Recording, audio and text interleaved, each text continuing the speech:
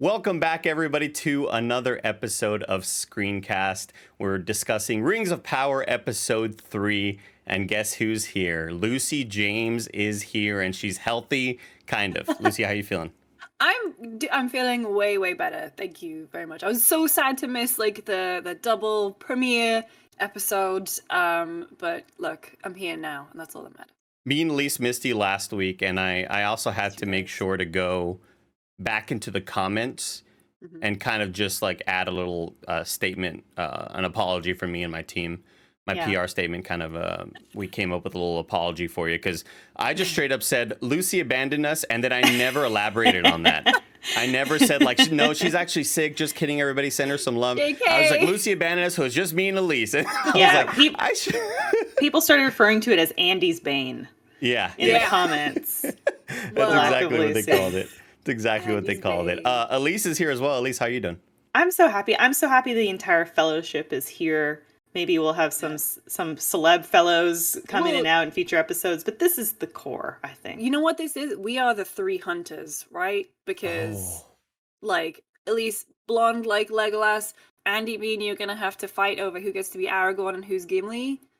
Well, I mean, the audience is going to go Andy's short, so he'll be Gimli. So I was gonna say you have a beard, so you'd be Gimli. Oh, okay. That's very, very kind of you. That's a very kind. Aragorn has scruff, which, give me a few. Oh, and the short curly hair too. You got kind of the short wavy hair like Aragorn. Yeah, that makes sense. Yeah. Have you ever seen Lucy push open two double doors? Because it's a sight to behold.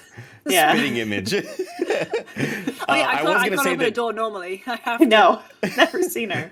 I was going to say we may have Tam in a later episode, but did I, as the showrunner, even think to get in touch with Tam after I tweeted at Tam and said, hey, man, let's get you on episode 3 on. Tam was like, I'm down, baby, let's do it. I was like, all right. And then correct me if I'm wrong, but what you thought was going to happen was that you would tweet at Tam and say, come join us in this. And then Tim would somehow see that. Yeah. And then Tim would coordinate it all.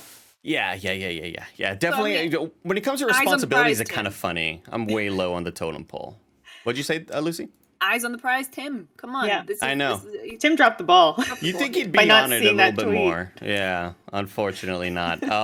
Everybody, as a reminder, this is the KindaFunny Screencast. It's our weekly show where we break down the latest in TV, movies, and trailers. You can watch it on youtube.com/KindaFunny, roosterteeth.com, or on your favorite podcast service by searching for KindaFunny Screencast. If you wanted to get the show ad-free and watch live, we're not live right now.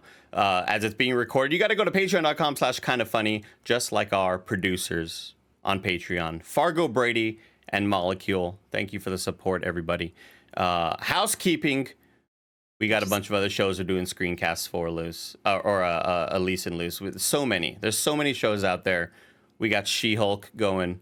We got Game of Thrones Hot D, that House of the Dragon. We've got... Holy cow, an in review coming up soon in a couple days for season 5 of Cobra Kai. Very excited about that. We'll be joined by Josh McCouga once again. There's just a lot happening in the entertainment sphere. So look forward to those. Check out all of those shows. If you're not watching House of the Dragon, you should be. It's very, very good. Today we are brought to you by ExpressVPN and Chime. But I'll tell you about that later. For now, let's talk about episode 3 of Game of Thrones, or Rings of Power, Lord of the Rings. This episode is called Adar. And you see this episode, you're like, I don't even know what that is. Is that a typo? Did somebody's cat step on the keyboard when they were naming this? What happened here, everybody? I just want to give our overall thoughts. I am a bit lower on this episode than I was on episodes 1 and 2. Also, I'm the type of person that can tend to hyper-focus at things that I didn't really like and then kind of encapsulate that as that's the whole episode because I just think about those negative things. I think there were some positive moments overall in this episode, but I didn't like the sort of unclever nature with how certain plans came to be and how those plans were resolved. I wanted a bit more out of, the orcs giving the dudes water, and then slicing the throat. I thought that was pretty unclever. I wanted a bit more from the stealing of the medallion followed by a fight. It just felt like well, we know where we need these characters to end up. So how do we get them there? And it just felt kind of rushed and uncreative for me. But I'm excited to see where this episode goes. I think at the end we are left with a pretty neat cliffhanger. I enjoyed watching Galadriel kind of, become see her mood sort of swing around when she discovers who Elendil is and kind of his backstory. I thought it was neat being introduced to a lot of characters that we know and recognize from Lord of the Rings history. And that's about it for me. Overall, a little bit lower on this episode. There were definitely a lot less kind of wow moments from me. I still think the CGI is absolutely phenomenal when we get those big, wide, sweeping shots. There's a couple CGI shots that weren't so great, and that's kind of something I always notice coming from like a visual effects background. But that's me. Lucy, what did you think of episode 3? And what have you thought about episodes 1 and 2? So I think episode 2 has been my favorite so far. I think that was a really super strong one. I loved 1 and 2 as a kind of package. I think they were very clever to put those together, because 1 felt very much more like Galadriel's sort of story, and then 2 was kind of like more of the Harfoot stuff, more of the Stranger stuff, so I really enjoyed that. Episode 3, I'm with you. I didn't like it as much. I still enjoyed it. There were still definitely moments in there where I was like, yeah, that's the good stuff. But I agree. Some of like the reasoning behind characters going from A to B was a bit weird. Stuff just seemed to happen. There was one shot in particular that I actively hated, and that was the one of Galadriel on the horse, which I'm sure we will talk about.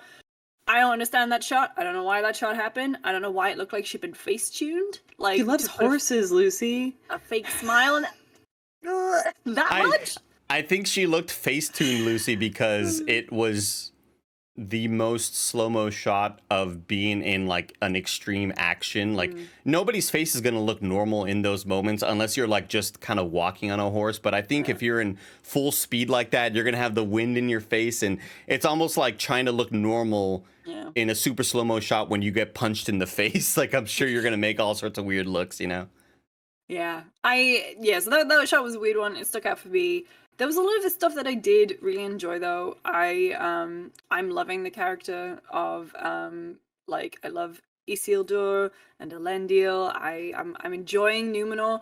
I'm a little confused about the Miriel Pharazôn stuff and the Old King, because I don't think that's really how that went, or at least maybe it's something that's coming up. But I'm intrigued to see where Halbrand's story goes. And honestly, like the orcs, a bit weird, some of the reasoning behind it, especially, they're just really intent on digging everywhere, but the effects on the orcs were amazing. So I loved all the practical makeup stuff on that.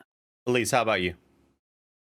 Well, I share sentiments with both of you. While I peaked in episode 2, this definitely was a step back for me, which I think in terms of pacing a season is kind of standard, that you're going to get that big opening and now we're going to see a little bit of a righting of the ship and where are we going next. That's a big question I have, is where are we going next? I still am not seeing a super clear direction plot-wise. It felt like last episode we were starting to really kind of lay the ground of Sauron being this threat, and then this felt like a little bit of a step back, introducing more new characters, which I'm having a challenging time keeping track of, but trying. Amazon's second screen app helps me because I look at it in every scene and I think, okay, that's this person.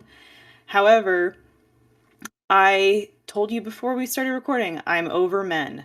So it's hard for me to go, while I was really, really impressed with Numenor, gosh, what a big reveal to see that city and see it thriving, and think about the context of the relationship of men and elves behind it. I'm a little bit bored meeting the characters of that race a little bit, or like men. I'm more enthusiastic to be meeting the fantastical races of this world. And case in point, the dwarf stuff was the highlight for me of episode 2. And like you, Andy, I can sometimes build a negative opinion and that can inform my general opinion of something. Or I pick out things that I don't like and that informs my general opinion. Conversely, I can also pick something that's I really love, and then that becomes a benchmark for me. And then if I don't hit that benchmark again, then everything pales in comparison. So this episode didn't necessarily have that big moment where everything clicked for me again, like the dwarf stuff, like Khazad-dûm. Oh yeah. However, I did really, really like the stuff that we're seeing with the halflings, and kind of we're learning a bit more of the mythology of how this people work, and they're nomadic, and what the rules of their society are. I kind of was digging, and I also again like loved seeing Numenor in the like flesh, so to speak, and I did really like the choreography of that end fight sequence. I thought had some cool moments in it. Yeah.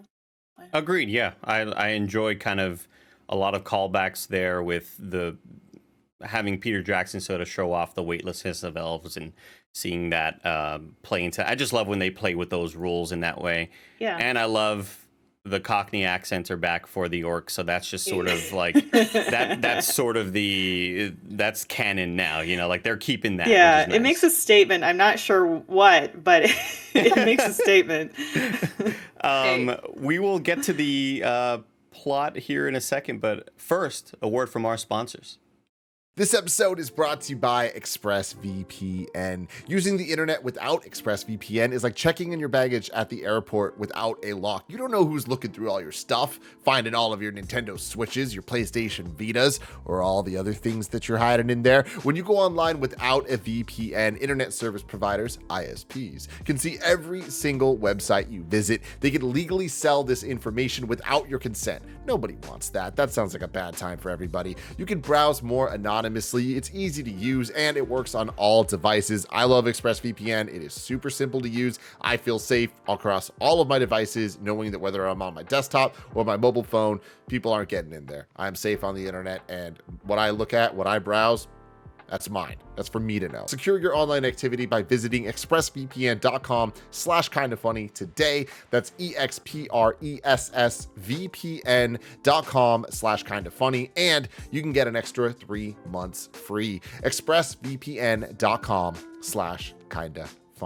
Next up, shout out to Chime. Like a cool breeze, Chime is a refreshing way to handle your money. There's no monthly fees, no maintenance fees, and no minimum balance fees. So it's how banking should be done. And when you need access to your money, you can do so fee-free at more than 60,000 in-network ATMs at many locations like most Walgreens or 7-Elevens. You can also send money to anyone, even if they aren't on Chime, fee-free for you and no cash out fees for them. Chime, no monthly fees, no vibe killing fees. Sign up for a Chime checking account. It only takes 2 minutes and it doesn't affect your credit score. You can get started at chime.com/KFgames. That's chime.com/KFgames. Chime is a financial technology company, not a bank. Banking services provided by and debit card issued by the Bancorp Bank or Stride Bank NA. Members FDIC. Out-of-network ATM withdrawal fees apply except at MoneyPass ATM in a 7-Eleven location and at all Allpoint or Visa Plus Alliance ATM.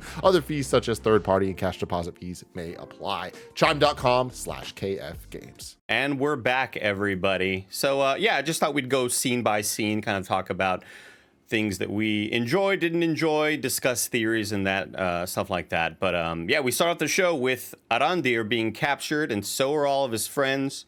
I've noticed that as I'm reading these characters' names, I just kind of make him sound like they're Latino friends of mine from back home. So, like, Revion and Medor are with him in this orc encampment, and it's bad. We start off kind of like this Daisy cam review stuff to show that he'd been knocked out clearly from that last scene in episode 2 that we saw Arandir, where he gets captured, and now he's in this encampment, and these orcs are kind of underneath the shading because obviously they're very sensitive to the sun, and everybody's captured. A bunch of elves, a bunch of humans. This is where everybody in the Southlands is sort of caught.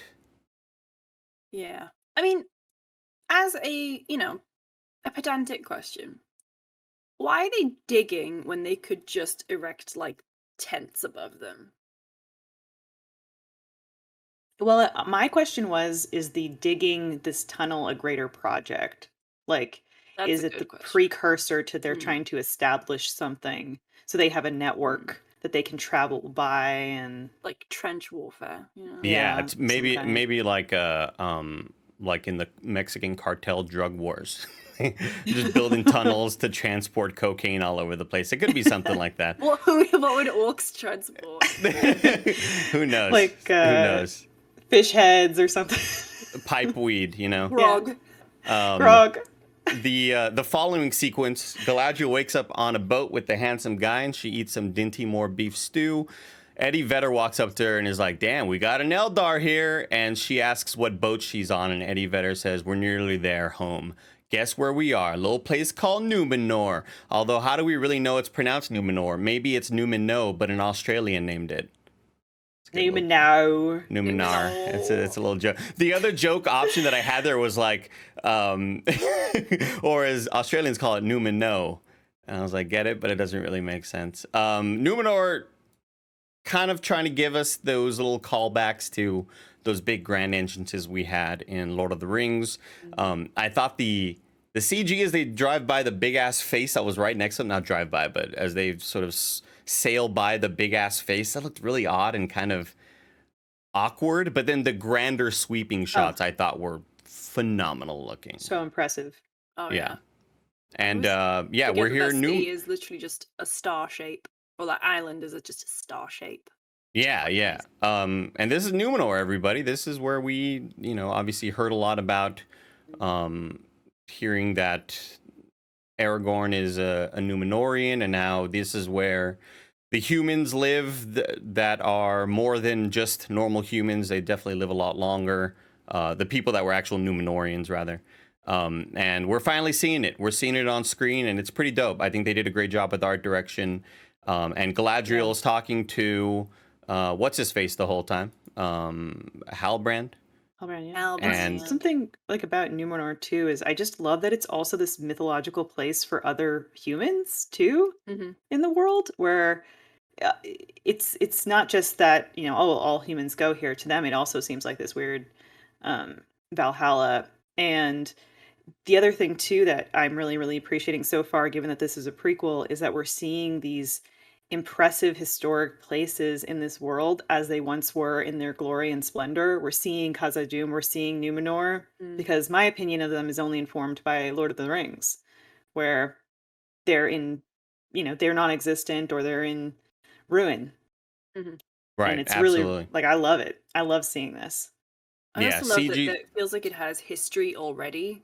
It's not just, oh, this is the place in its prime. It's like, this place has been here for a while. Like the fact that, all the stuff with the relationship between the Numenorians and the elves, and the way they explain the faithful and all that kind of stuff. Like, it looks like there's, graffiti or, just like old places within the city, which I really love. It gives it a real sense of like place.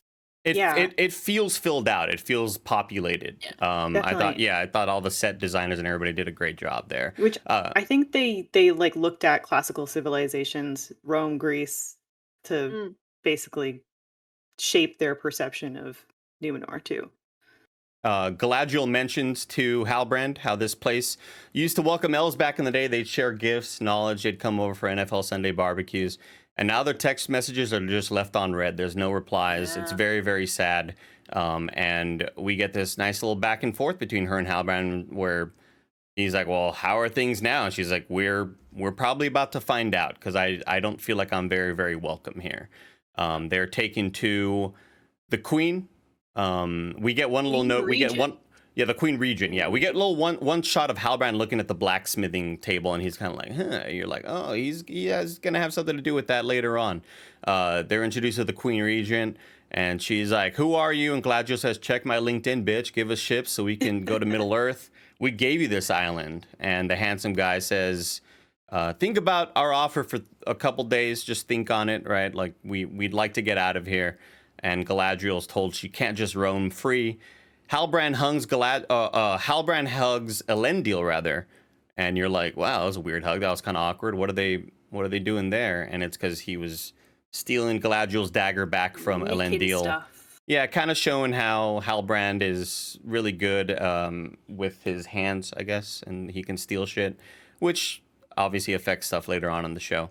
But yeah, what do we think about this sequence here? I thought that I enjoyed the hostility from the Queen Regent. I feel like that was really kind of well acted and well done, and we can feel that, hey, these elves aren't really welcome here, and Galadriel is obviously not super stoked to be here either.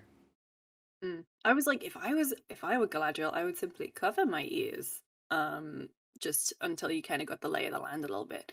I liked because Numenor is kind of seen as this just like fantastic city, and obviously the history of it is that it comes from the men and elves who banded together against Morgoth, and it was like before, and it was like their reward, right? And then they had such a close relationship with the elves, and to see it, like your first experience of it really is to see the Numenor.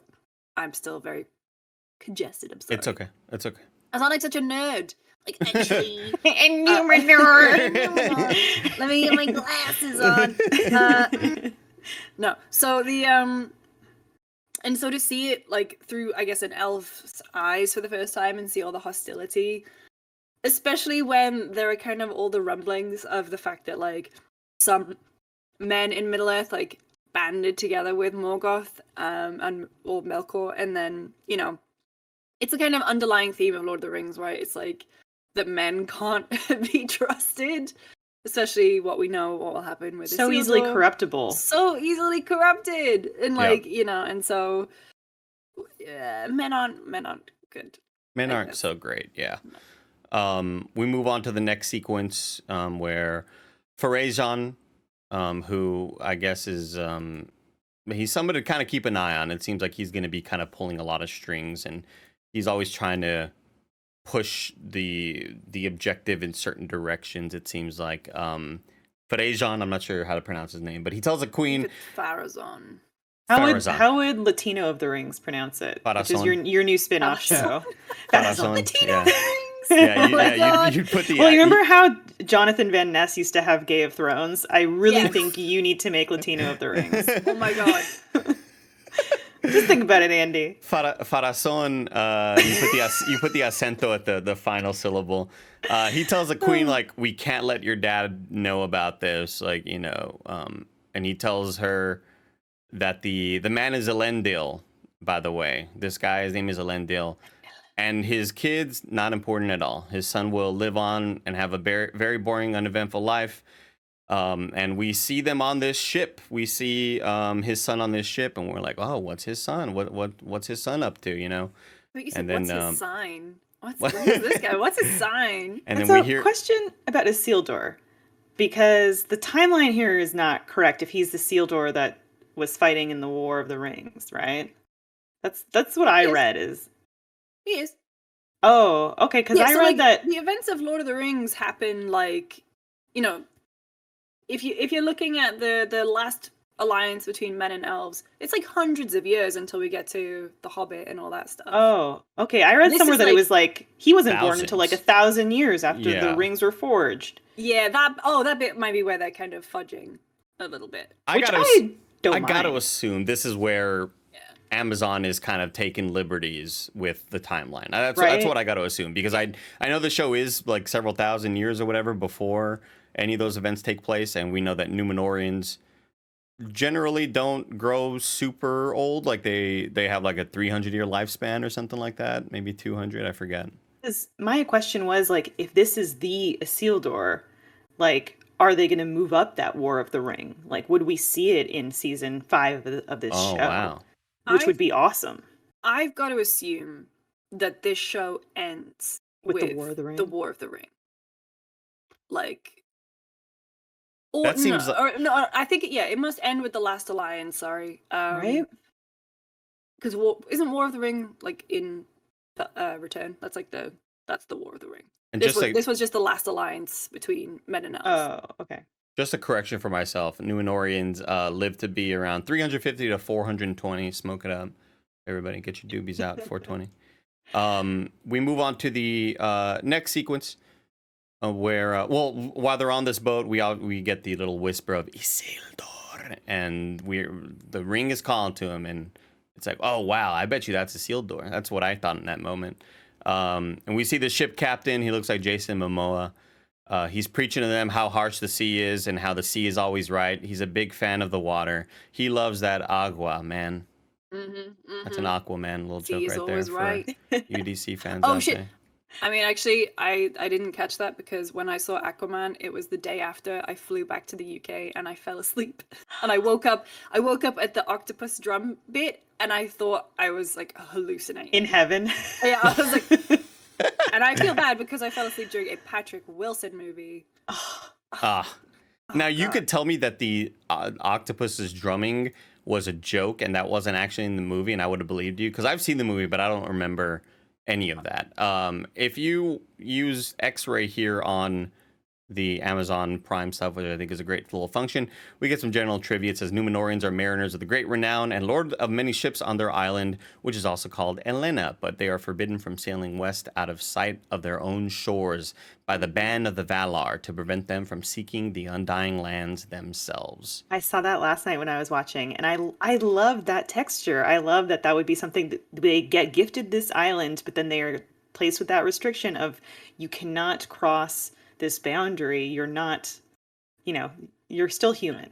Yeah, they have absolutely. a very complicated relationship with the like. I mean, it's obviously within Numenor. There's the two factions. It's basically like people who like the elves, people who hate the elves, and so that restriction that they can't sail west is a very, like you said, fun bit of texture because it's like it's just something's got to give. Yeah, love it.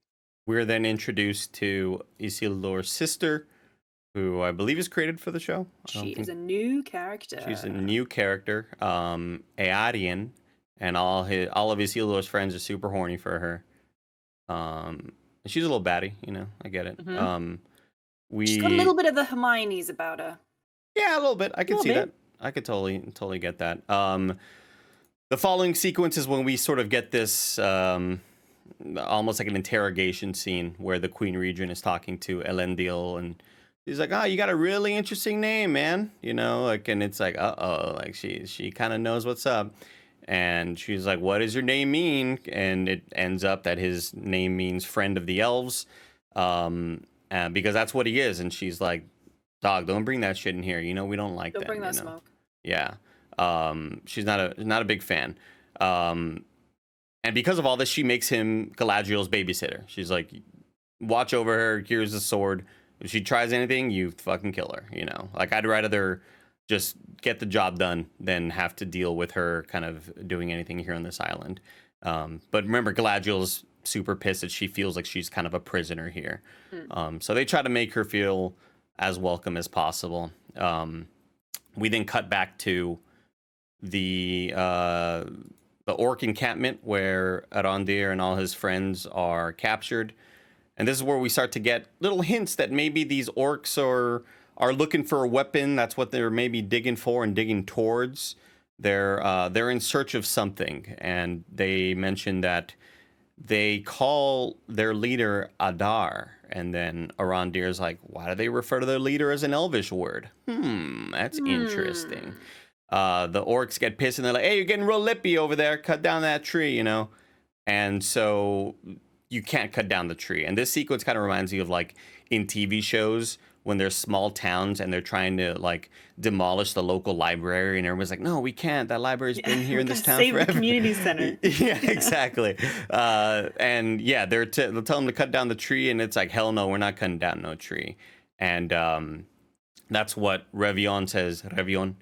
And he's like, no, we're not cutting down the tree. That shit's been here forever.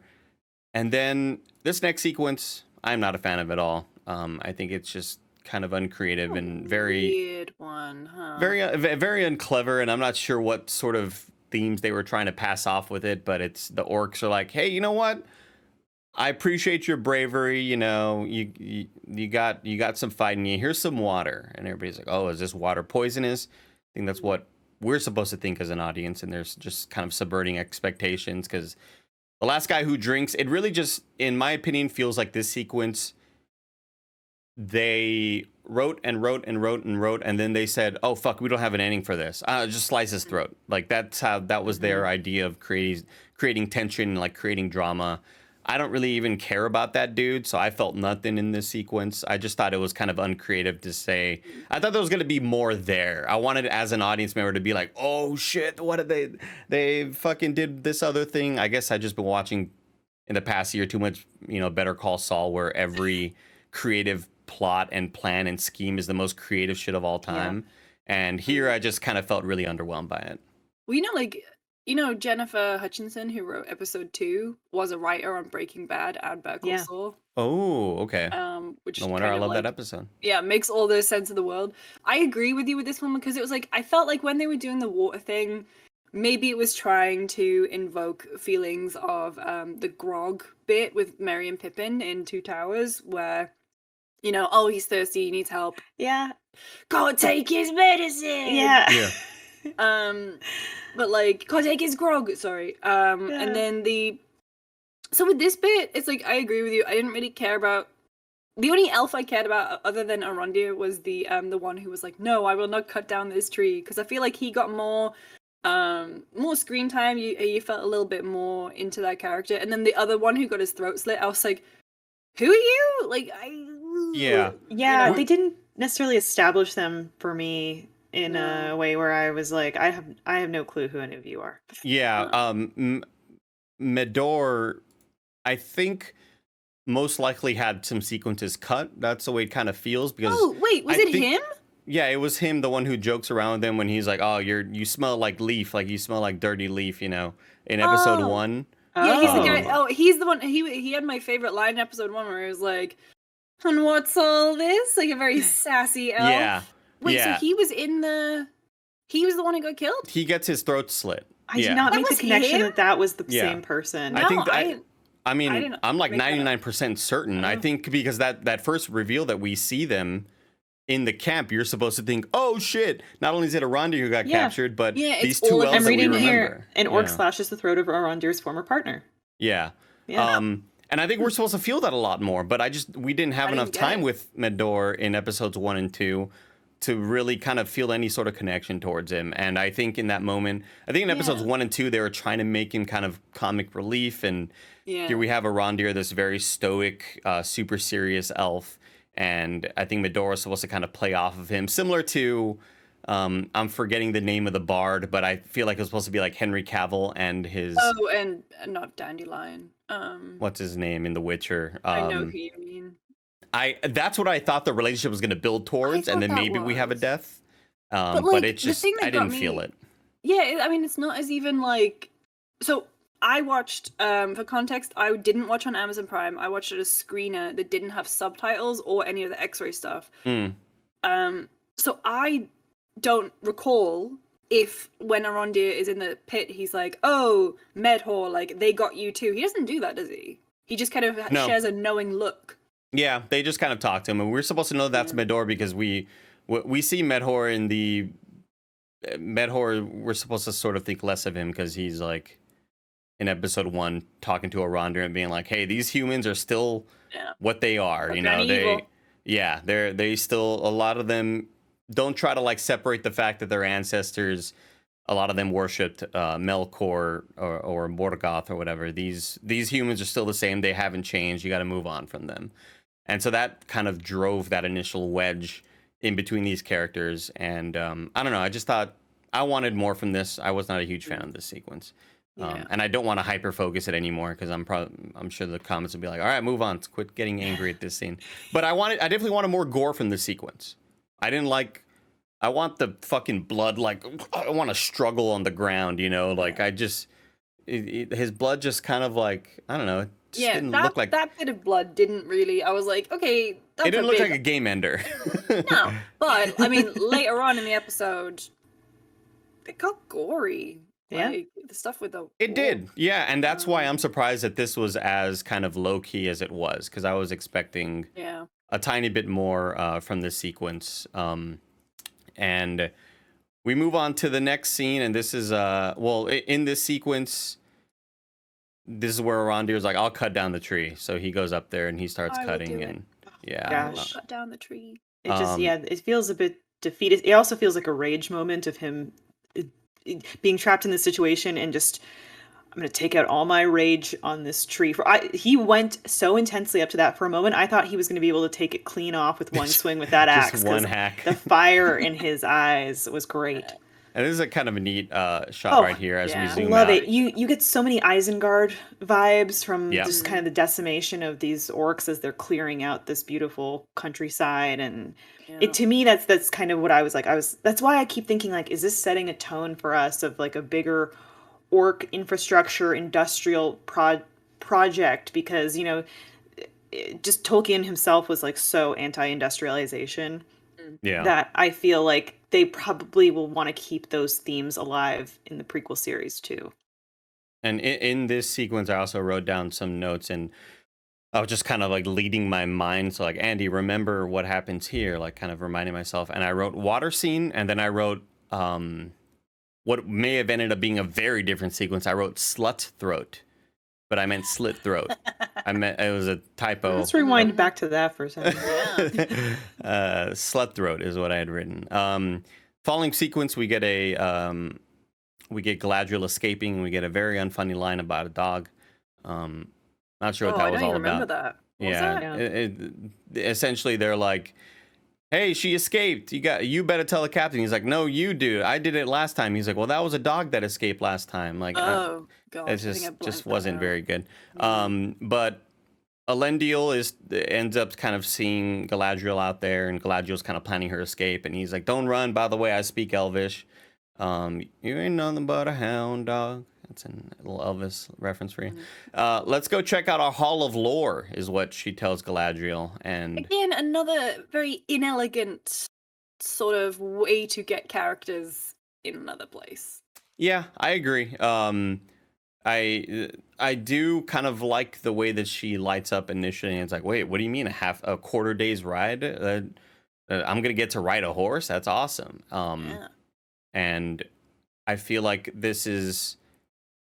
it ends up fulfilling something that wasn't even really set up in the first place. Like it's not like this whole past couple of episodes we've been hearing Galadriel talk about how she misses riding a horse, and they're kind of giving us this solution for a problem that wasn't even really there. So I didn't really understand why they drove at that, you know.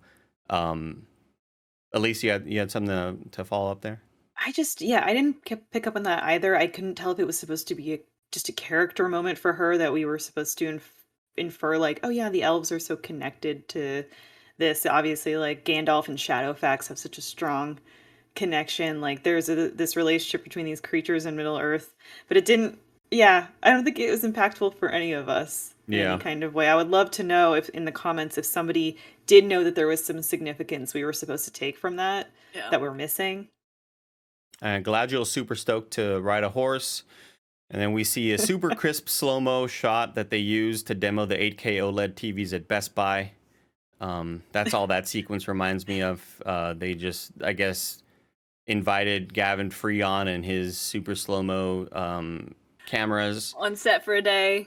Did not understand the sequence. I think this is just meant to show off budget and visuals, and while gorgeous, while really cool seeing the fabric flowing in the wind, I agree with you, Luce. I think maybe we just haven't seen Galadriel smile a whole lot, and maybe it was that. Yeah, maybe that's what was kind of off-putting with it. I know that we saw her smile a bit with Elrond in episodes 1 and 2, here and there with just kind of back and forth conversations, but it didn't really look like her. I think that's what kind of like threw me off. But yeah, I think just the action of being on a horse and running that fast just made all of this very awkward, especially with it being in slow-mo and kind of, you never want to see the way you look in slow-mo.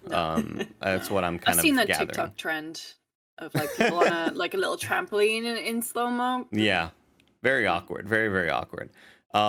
Next sequence, we get Halbrand, who he's kind of pleading with the blacksmith, and he's like, look, I'm super dope at this, let me on. And the blacksmith is like, you need a token, you need one of these medallions to kind of be a part of this crew. So Halbrand ends up going to eat. He starts talking shit to some workers, but then he ends up befriending him because he notices the medallion. He notices that they are all blacksmiths, and he decides, all right, I'm gonna get everybody drunk. I don't know how we paid for this. Yeah, where'd he get the money from? Did he get Maybe like a little? Maybe they give him a stipend.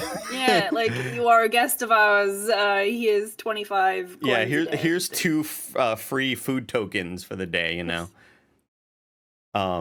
Elise is looking bewildering at something. He stole that gold guild coin. Yes. Maybe he pickpocketed someone for the money. Oh, it's possible. Maybe he did steal money from somebody. Maybe the implication is like he does In that. order He's a very naughty boy. Did we see him pay for the drinks? He had some coin on the table. He had some right? coins on the table, and true, he tells true. the whole bar like, "Hey, shots on me!" You know, fireball shots everywhere, and everybody gets all stoked. Jaeger bombs.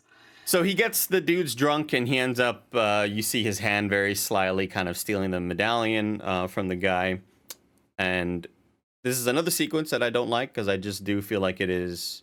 How do we get Halbrand into the jail? And we. These guys end up finding out that they had stolen it from him in a very, again, unclever way. I didn't find any of this very creative what was his to watch. plan there? He was gonna steal it and then go back to the blacksmith, and no one would pair Put those that two together. things together. Yeah, Maybe not. I'm not sure. I guess the thing that I dislike the most about it is like stole the token from you, and then the workers show up and are like, "We know you stole a token from us." It just felt like. It felt like a weird. Yeah, it felt like a weird way to do a "you don't want to see me when I'm angry" reveal sequence of him to show that he's actually this like really skilled, proficient fighter. Which I'm kind of like, well, you're telling us everything about everyone else in this world anyway, so just tell us he's a fighter. Yeah, but again, yeah, this is just a. It always just feels like kind of a means to an end. Like we need to get him in the jail somehow. We need to show off that he's a fighter. Let's create some. Kind of some tension and some moments where he can show off these skills, but I don't know, I just didn't find it very fulfilling. I thought it was kind of awkward that they immediately noticed that he stole from them, and also none of them are drunk. Like they're just kind of like, I wanted them to kind of stumble in like, "Hey, we know you stole that thing from us," but they're just like, "Hey man, you thought you'd get away with it, huh?" And like it's like they've been working all day, like they're totally have all their wits about them. I was hoping to get a couple of them pretty drunk, but he beats all their asses, and the guards come in, and they take him to jail, which, again, just kind of feels like a means to an end. We got to get him in there somehow so that he can have this back and forth with Galadriel later on. We're later on in the lore tower, and Galadriel is like, wow, the dagger lines up with the Death Star. This is crazy.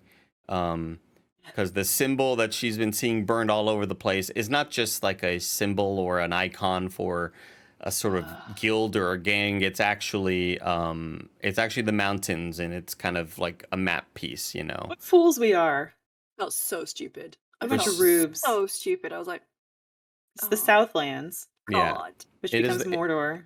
It is a Southlands, which is kind of hinting towards plans that the Sauron and the army have, which I didn't love. I didn't really like a whole lot of this. So it sounds like this was a contingency that like Morgoth made, that now in his defeat, like Sauron's gonna be like, I'm gonna find this and take up this mantle and continue executing this plan.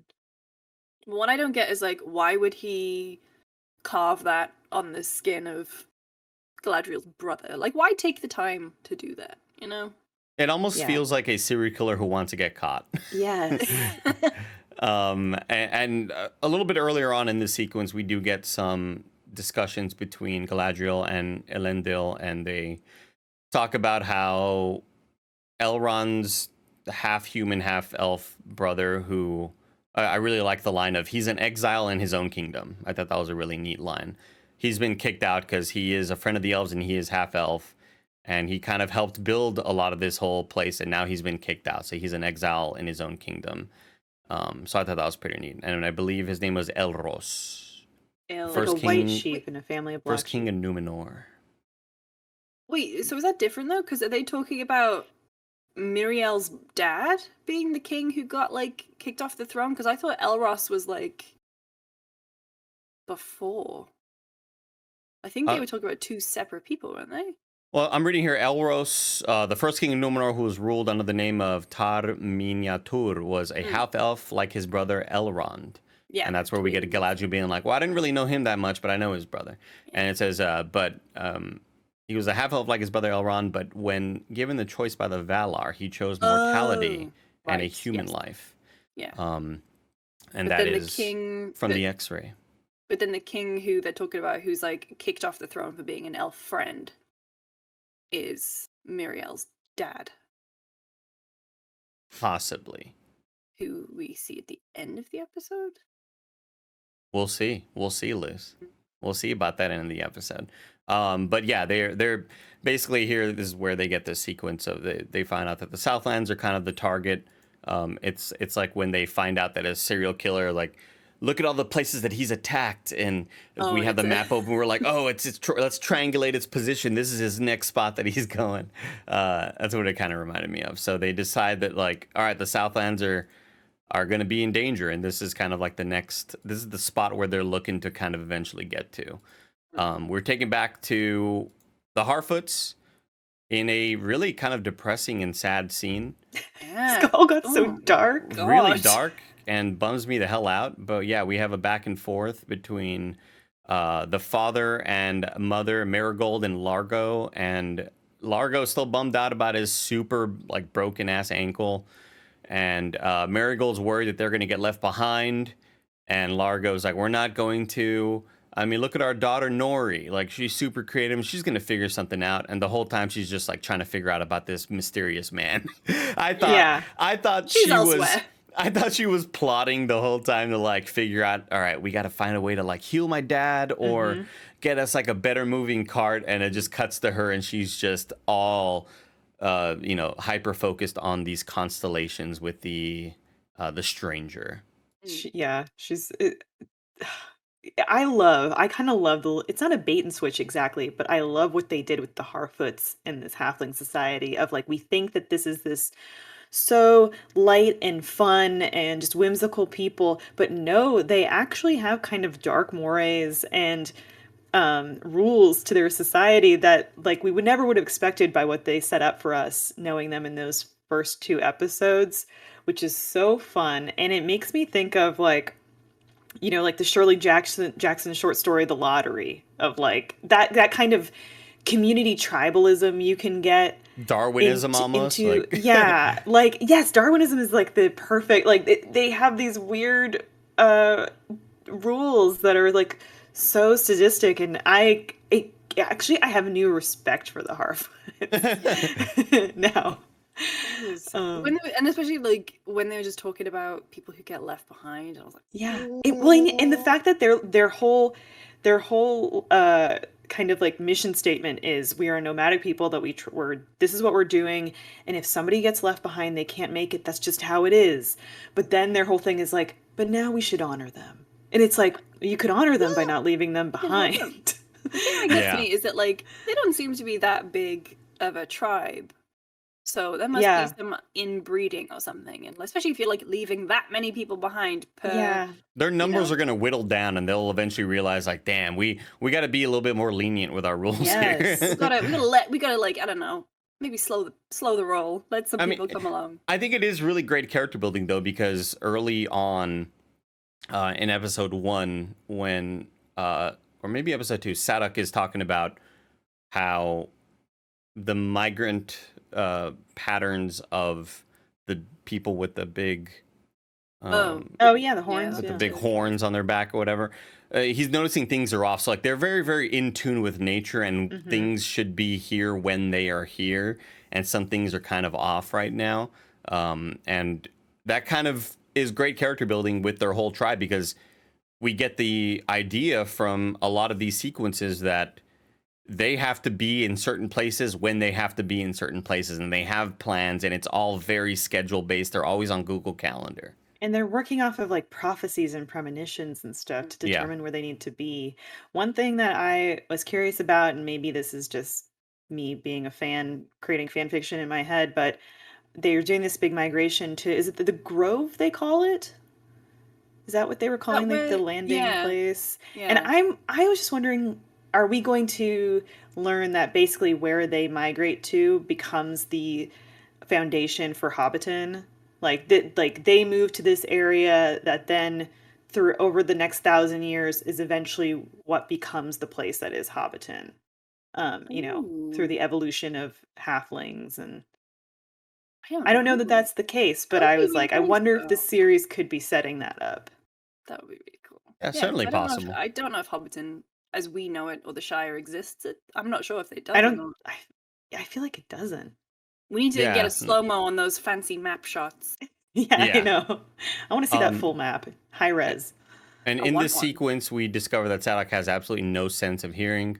Like, we have Nori underneath his desk trying to steal these constellation maps so she can figure out where the stranger is looking and kind of trying to be led towards. And she's underneath this table behind him trying to grab these map pieces, and he just doesn't hear a damn thing. But I think it's kind of a little silly, cute sequence with her and her friend Poppy, and her friend Poppy being like, no, what do you have left? And what's right and this and that. And she's kind of just leading her towards the map piece. Yeah, I like that. It was like very, fantastical in a way, but I thought it was very cute. Vaudevillian. Yeah, just like a little bit of fun. Yeah. Amidst the terrifying left behindness. Yeah.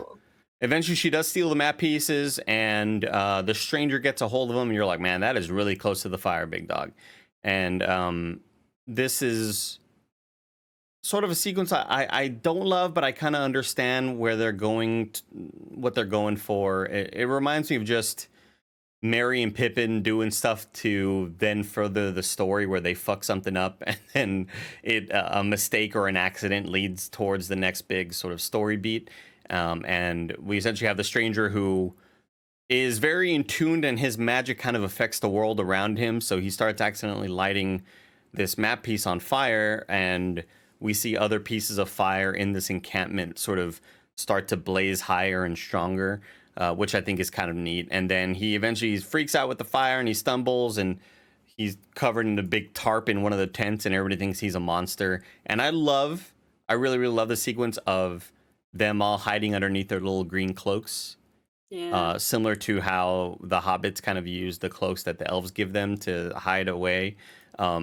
We see them kind of immediately blend in and try to turn into bushes, which I thought was really, really sweet. And then eventually they get really, really mad at Nori, and they're like, you're endangering everybody. You're trying to bring this stranger with us.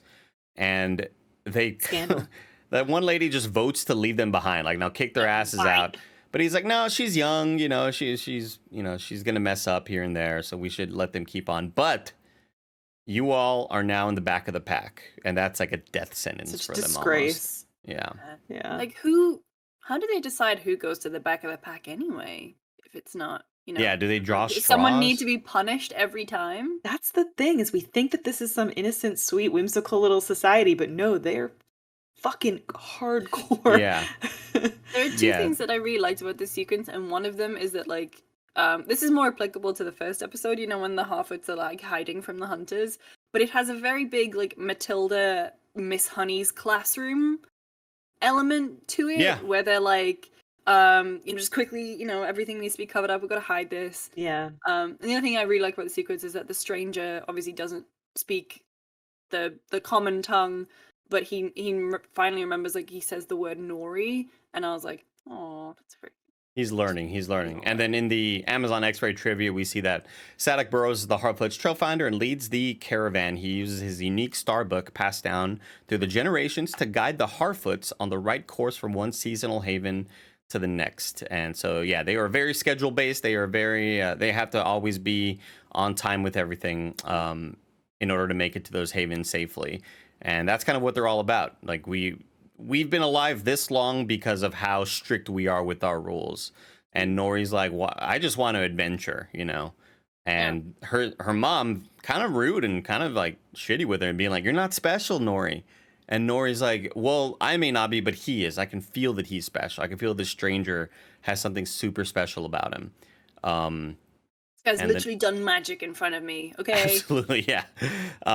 Next sequence, we get Elendil with Isildur and the daughter Eärien, and they're sitting at the table, and essentially Isildur is like, I've decided to decline joining the ranks of. But this whole sequence kind of lost me.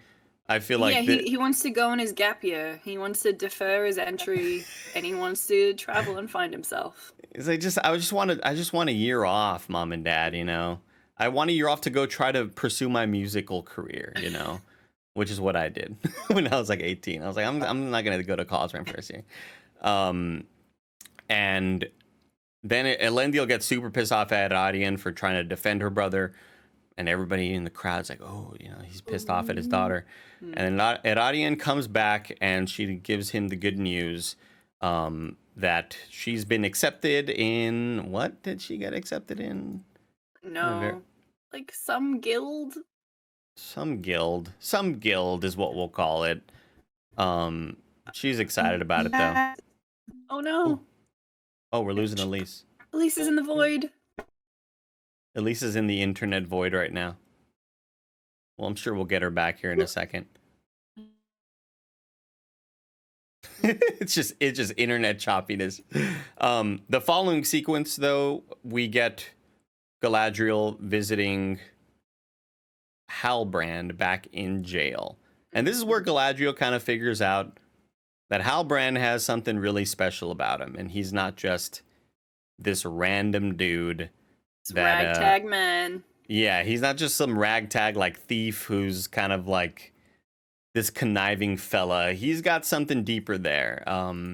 And I think this sequence is kind of neat. She's like, let's go back to Middle Earth. Let's sail. Let's escape this place so we can both reclaim our kingdoms.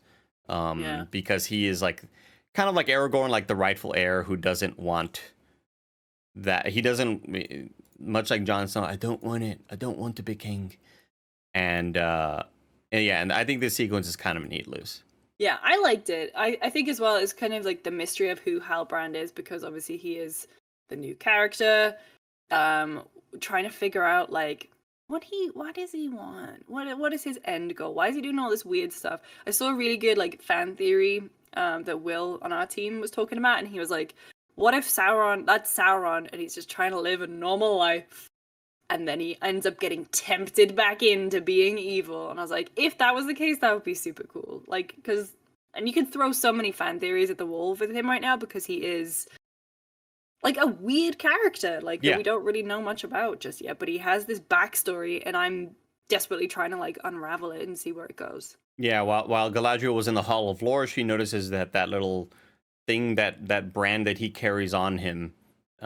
She found that in the Hall of Lore, and he's like, "Oh, it's just something I've picked off a dead man." She had time to do that, by the way. She was like, "Oh yeah." She's very studious. She has kind of like elvish kind of powers that lead her towards speed reading. Yeah, absolutely. Maybe she asked Elendil, and he was like, "Oh, I recognize that." Anyway, so she's like, "Your lands, Halbrand. Your people have no king, and you are him. Mm-hmm. Like You're the dude who needs to be leading these people. Let's head back. Let's both reclaim our lands." She then tells him that a cage you have landed in because you chafe becomes... I lost the quote, Luce. I lost the quote. Chafe? For it was your ancestor who swore a blood oath to Morgoth, and it was mine who started it. She's like, come to Middle Earth. Let's go reclaim our lands, which I think is really, really neat. I really like that. I was going to say penultimate sequence, but it's not. We see the Queen Regent climbing up a tower, and she makes a little Zoom call on that, what we assume to be a palantir. Mm-hmm. I thought that was kind of neat, showing it without showing it. Showing it without showing it. That's the Jaws, Absolutely. Don't show it. It's more effective when it's your own imagination. And she says just a couple lines, and she says, "It's here, Father, the moment we've all feared. The elf is here." And it's like, ooh, dun, dun, dun. Like, there's something a lot more fucked up happening here with the Queen Regent. Yeah. And who is her father? And obviously, like, she has access to a palantir, so that's got to be kind of a neat little sort of way to show that she has a lot more power than you might think. Yeah, and I guess it's like we know of the Palantir as like being a force for evil in a way. Mm-hmm. Hang on. What? Hello. Oh, you're good. You're good. Hey, there's Luce. There's Luce. And so it's really interesting to see it like as they would have been used, like the seeing stones to talk across great distances, right? And so Absolutely. it's really interesting to see it that way. I'm just going to reset Luce's camera like that, and we'll kind of just get her in the shot for when Elyse does come back. She says she's trying to reconnect. Yeah, reconnected momentarily, but she thinks it's dipping. It might be dipping, and we might just leave the shot really ugly and messed up like this, but that's all good. In this next scene, very heartbreaking. They're getting left behind. They're getting Last of Us left behind right here. They are slowly losing track, and this cart that they're also pulling is all fucked up. And they're making the dad walk on what is clearly a broken ankle. And you could tell that he's probably, because of that broken ankle, also favoring other parts and relying on other body parts. So then his back is hurting too. He like grabs his back a bit. He's just all fucked up. This dude is just all beat up. And it looks like they are pretty threatened to just getting left behind. And she's telling Poppy, just go. You're going to get left behind. Like, you know, don't get stuck here with us. And it looks like all is kind of just done. And then the stranger pops up and she's like, oh, what? He's here. He's a friend. He says, he says, friend, this is destiny kind of. He needs us and we need him. We need to help him find these stars or whatever. And he's going to help us pull this cart. Kind of a neat little moment. And in the final sequence, Luce, we get this sort of little choreographed moment with the elves in the orc encampment, and they decide to attack, and we see some cool chain choreography. I thought it was pretty badass. It was pretty neat. Some neat slow-mo shots. Eventually ending up with the chains being held up in a way that Arandir runs on them and then cuts down the tent to kind of expose all of these orcs to the sunlight, which I thought was a really dope ass play. Smart move by him. I thought that was cool, especially like I think the you've got some of Legolas's gymnastics to kind of compare against, but I thought the ones that Arandir did were really cool.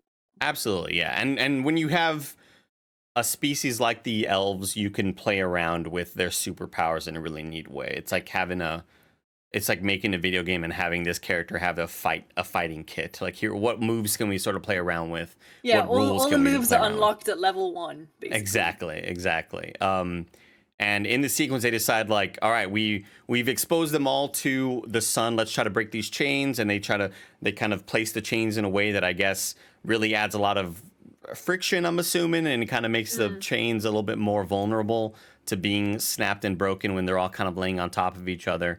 The orcs not having it though. The orcs start to fight back. Elyse is in the waiting room. Elyse is back, everybody. Guess who's back? Guess who's back? Back again. Elyse is back. Tell a friend. Elyse, you here? How's it going? Hello. We may just have her audio only, maybe. Oh yeah, that might be a smart call. Yeah. If we can maybe just get audio only from Elyse, that would be sick. If she can hear me. But in this final sequence, the orcs aren't having it. They're pissed off. They're like, release the warg. And it was like, oh, we're going to get our first look at a warg, Luce. Oh, yeah. And the warg ends up... initially CGI kind of spotty. Kind of some shots. When he's coming out of that tunnel, I was like... Wasn't a huge fan of that. But I do love the art direction they took with it. I do love that he's kind of like a hyena. Like, he's really doofy kind of looking. The short snout. Yeah. But, like, the teeth and, like, his eyes are super, like, looking all the other way. I appreciate the art direction there, and you could tell they were kind of influenced by the way hyenas look. And we get some kind of violent shots here of these... I was surprised at just how much they went just for it. Ripping out stomachs. I thought that was pretty neat. And then we see the elves trying to escape so they can go kind of alert the rest of their elf friends, but they're getting just shot left and right. And then Medhor takes, or Revion, the Mexican version of it, takes an arrow right to the chest as he's trying to escape. Yeah. And R.I.P. Sassy Elf. We hardly knew ye. We literally hardly knew ye. Yeah, and I don't. Again, another moment where I just don't. Oh, hey, here, Elyse is here. Hello. I think she may still be robot-y, which is okay. Say one thing. That... Oh, very sorry. robot-y, Elyse. Very robot-y. Oh no. Elyse, we love you. We'll see you next week. Or we actually won't see you next week because we'll be off next week. Continue without me. Bye, Elyse. We love you. Bye, Alex. We love you. Very, very sad to lose a friend. We had to leave her behind like the Nori. Oh, I feel, and yeah, we're or no not better. like the Harfoots, rather. She's getting left behind. We'll talk about her at our next sort of gathering. We'll be Elyse Willems left behind because of bad internet connection. And in this final sequence, Luce, this is, again, we get Revion getting shot by the arrow. I don't feel a whole lot in this sequence, much like I didn't with the other friend. I just don't think that these sequences were really... I did feel some tension, but just not to the level that I wanted to feel. I still feel like there was more that they could do there to make the audience feel a bit more like, holy shit, the all is lost moment sort of thing happening. Yeah, and I guess it's like maybe because we don't fully understand what the orcs are really doing. We didn't necessarily have the connection to the elves that were there. It was really focused on Arandir, which is fine, but like, you know, you need that kind of emotional anchor to make it a little bit more impactful. Yeah, agreed. Didn't love this, but didn't, you know, super hate it either. So it ended up kind of just being a whatever moment for me. But you want to feel for these elves, and that's kind of what I was hoping for. So then we see Arandir try to escape, and that's obviously where he sees his friend get killed. He gets pulled back, he gets dropped down, and they're like, all right, call Adar, or whatever. Oh yeah, because the whole thing is like, who shoots him? Who shoots the friend? Off in the distance, we do see other orcs that you got to assume are kind of... They're on Overwatch. On watch, they're just like, they're waiting. Yeah, which is kind of odd because it's like, well, are they just cool with like being out in the sun then? And it just looks... it looks like they were out there as insurance, Loose. Yeah. They're out there kind of... maybe some of them have like different levels of comfort with being outside. Because, I don't know, we see some Uruk-hai and some orcs that are able to be out in the sun. So maybe I mean, I guess these guys are very, very pale. And as a very, very pale person, I do not like going out in the sun either. So I think one thing to kind of remember is that when we think back to episode 1, or episode 2 rather, where they have that first sort of moment with that orc where it feels like a scary movie. The orc, great. Very, very, like, very different looking from these guys. Yeah. And it's because that dude's been in the sun a lot. That dude is like his skin looks charred in a way compared to the way these orcs look, and they are very light complected, and you can tell they haven't seen a whole lot of sun, which I always enjoyed. I always loved how like the goblins in Khazad-dûm are in Lord of the Rings, how they are very like they have big eyes so that they can see at night and they can see in the darkness. I enjoy those sort of physiological things about them. Evolution. And yeah, they're calling in Adar, and initially I'm like, wow, those look like Sauron's kind of like the little gauntlet boys. Little gauntlets, yeah. And then who walks up?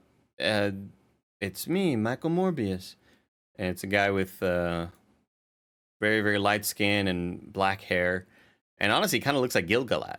Oh yeah, that's who I thought it was. I thought he had sort of the Gil-galad look to him, sort of very vampire-ish looking.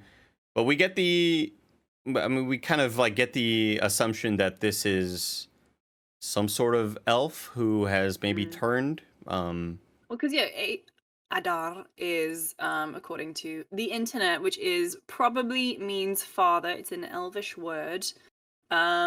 It means father in one of the 2 elven dialects that Tolkien created, which we know from Tom Bombadil's elven name, Iarwen ben Adar, which means oldest and fatherless. So that's from Polygon.com. Thank you, Polygon. So yeah, well, I guess we'll see whoever this man is later on. I'm very interested to find out where this sort of part of the story goes, because this is obviously it kind of reminds me of Saruman, who is a wizard that kind of lost his way and got pulled towards the dark side. And yeah, we're not used to seeing this. I'm certainly not used to seeing this very much in a whole lot of the visual medium, right, of Lord of the Rings. I didn't read the books or anything like that, so I am not used to seeing an elf on the evil side, and they gotta give him black hair, of course. Like, if he's gonna be an evil orc or an evil elf, rather, he's gotta have black hair. Yeah, and then the episode ends there with Arandir looking up at Adar, and again, very, very Michael Morbius looking. One thing I don't love about the elves, Luce, is their lack of sideburns. I hate that that they don't have any. Like, they don't have their hair just kind of starts like above their ears on the elves. It's very, very off-putting. Maybe it's like an evolutionary thing to really. It's not. It's probably just a hair and makeup thing. They It's just want gotta to be show like off those ears. They just want to show off those ears. Well, when their hair is kind of like pulled back, it starts like way up here, and there's just like there's a lack of hair here. It's very bothersome to look at. Very odd, like uncanny valley-ish. And that's the that's the end of episode 3, Adar.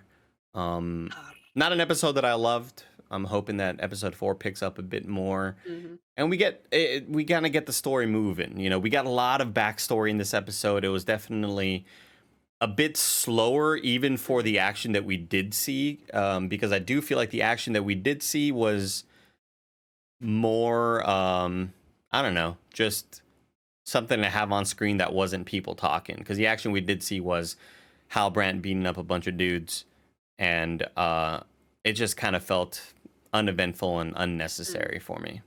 Yeah, I think it was definitely an episode where people are getting to where they need to be, with who they need to be with. I think next episode, I don't know if there is like a next time on Rings of Power. If there is, I haven't seen it, but like, you got to assume next time there'll be something with Theo and Bronwyn, because that sword is still very much a big unanswered question. Arandir and Adar, like, where they are right now.